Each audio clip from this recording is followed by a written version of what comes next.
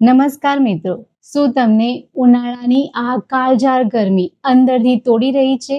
શું તમને વારંવાર એસિડિટી, છાતીમાં બળતરા, પેટમાં ગેસ અને ઉનાળામાં થતો અસહ્ય થાક હેરાન કરે છે? આજના આ ફાસ્ટ યુગમાં આપણે મોંઘા કુલર અને એસીની પાછળ હજારો રૂપિયા ખર્ચી નાખીએ છીએ, પણ શરીરની અંદરની ગરમીને શાંત કરવાનું ભૂલી જઈએ છીએ. આજે હું તમને તમારા રસોડામાં રહેલા એવા 3 શક્તિશાળી બીજ વિશે જણાવીશ, જેને આયુર્વેદમાં અમૃત સમાન ગણવામાં આવે છે. આ કોઈ સામાન્ય બીજ નથી, એ એક ઔષધિ છે જે તમને ઉનાળામાં થતી તકલીફ સામે રક્ષણ આપશે, ડોક્ટરોથી દૂર રાખશે. તો ચાલો જાણીએ આ 3 શક્તિશાળી બીજ કયા છે. સૌથી પહેલું બીજ છે સૂકા ધાણા, જેને આયુર્વેદમાં ધાન્યક કહેવામાં આવે છે. ધાણાની પ્રકૃતિ અત્યંત શીતળ એટલે કે ઠંડી છે, જે શરીરમાં વધેલા પિત્તને સેકન્ડમાં શાંત કરે છે. જો તમને વારંવાર પેશાબમાં બળતરા થતી હોય, ઇન્ફેક્શન થાય છે અથવા તો ઉનાળામાં હાથ અને પગના તળિયા બળતા હોય, તો આ ધાણાના બીજનું પાણી તમારા માટે એક જાદુ જેવું કામ કરે છે. આ ધાણા માત્ર ઠંડક જ નથી આપતું, એ તમારા શરીરની અંદરથી ડિટોક્સ કરે છે, લોહીને શુદ્ધ કરે છે, સ્કિન પર થતા ખીલ, કરચલી, રેઝિસને દૂર કરવામાં પણ મદદ કરે છે. વધુમાં થાઇરોઇડના દર્દીઓ માટે આ ધાણાનું બીજ સવારે નયણા કોટે પીવામાં આવે તો એમનું થાઇરોઇડ મેન્ટેન કરવામાં મદદ મળે છે. બીજું મહત્વનું બીજ છે વરિયાળી, જેને આયુર્વેદમાં જઠરાગ્નિને સંતુલિત કરનાર ઔષધ માનવામાં આવે છે. વરિયાળીમાં રહેલું એથેનોલ તેલ આંતરડાના સ્નાયુઓને આરામ આપે છે, જેથી પેટમાં ગેસ અને બ્લોટિંગની સમસ્યામાં રાહત મળે છે. શહેરી જીવનમાં આપણે જ્યારે વારંવાર તળેલું અને મસાલેદાર ખાવાનું ખાઈએ છીએ, ત્યારે એને પચાવવા માટે વરિયાળીથી ઉત્તમ બીજું કોઈ વસ્તુ નથી. તે આંખોના તેજમાં વધારો કરે છે અને મગજને પણ શાંત રાખે છે, જે સ્ટ્રેસવાળી જિંદગીમાં ખૂબ જરૂરી છે. બહેનો માટે માસિક દરમિયાન થતા પેટના દુખાવા માટે પણ વરિયાળીનું પાણી અત્યંત ગુણકારી છે. બીજું બીજ છે જીરું, જે તમારા પાચન તંત્રનો સાચો ચોકીદાર છે. જે લોકો ઉનાળામાં પોતાનું વજન ઓછું કરવા માંગતા હોય, તેમના માટે જીરું પાણી મેટાબોલિઝમને 2 ગણું ઝડપી બનાવે છે. શરીરમાંથી ઝેરી તત્વો એટલે કે ટોક્સિનને બહાર કાઢી લીવર અને કિડનીને ડિટોક્સ કરે છે.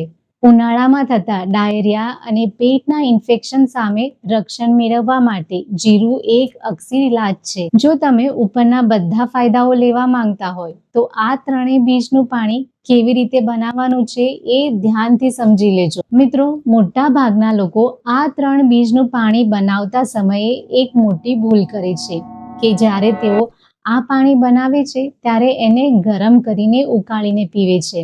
પણ ઉનાળામાં જ્યારે તમે આ 3 બીજનું પાણી બનાવો છો, ત્યારે તમારે એને ઉકાળવાની જરૂર નથી.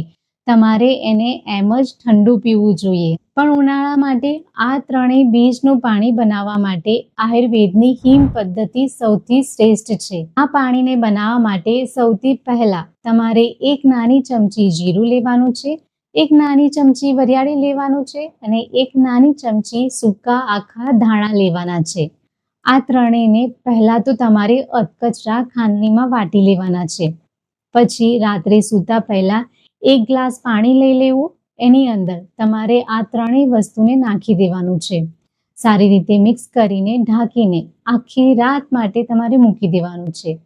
સવારે તમારે આ પાણીને ગરમ નથી કરવાનું, એને ગાળીને તમારે એમ જ ઠંડુ પીવાનું છે. જો આ પાણીનો તમને સ્વાદ ન લાગે તો તમે એની અંદર થોડી ખડી સાકર નાખી શકો છો, પણ મારી તમને સલાહ છે કે બની શકે તો આ પાણીને એમ જ પીવું જોઈએ. આ પાણીને પીવાનો સૌથી શ્રેષ્ઠ સમય સવારનો સમય છે. સવારે નયણા કોટે તમારે આ પાણીને પીવું જોઈએ. સવારે પીવાથી તે આખા દિવસ માટે તમારા બોડીના ટેમ્પરેચરને સેટ કરી દે છે, શરીરને અંદરથી ઠંડુ રાખે છે. ઉનાળામાં થતી સમસ્યા જેવી કે એસિડિટી, છાતીમાં બળતરા, પેટમાં ગેસ બનવો, હાથ અને પગમાં બળતરા, તો આ બધી સમસ્યા સામે તમને રાહત આપે છે. જો તમને વધુ પડતી પાચનને લગતી સમસ્યા હોય, તો આ પાણીને તમે બપોરના સમયે જમવાના અડધા કલાક પહેલા અડધો ગ્લાસ પી શકો છો.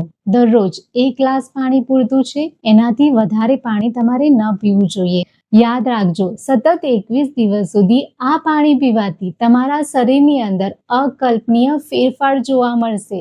હવે આ પાણી કોણે ન પીવું? ગર્ભવતી મહિલાઓએ આ પાણી પીતા પહેલા ડોક્ટરની સલાહ અવશ્ય લેવી. જેમને લો બ્લડ પ્રેશરની સમસ્યા હોય એમણે આ પાણીને મર્યાદિત માત્રામાં લેવું જોઈએ. તો મિત્રો, આજથી જ આ નેચરલ એસી પાણીને પીવાનું શરૂ કરો અને ભયંકર ગરમીથી બચો. જો તમને આ આયુર્વેદિક માહિતી પસંદ આવી હોય તો વિડીયોને લાઈક કરજો. ચેનલ પર નવા છો તો ચેનલને સબસ્ક્રાઇબ કરી લેજો. ફરી મળીશું આવા જ એક નવા વિડીયો સાથે. ત્યાં સુધી હંમેશા સ્વસ્થ રહો અને પોતાનું ધ્યાન રાખો.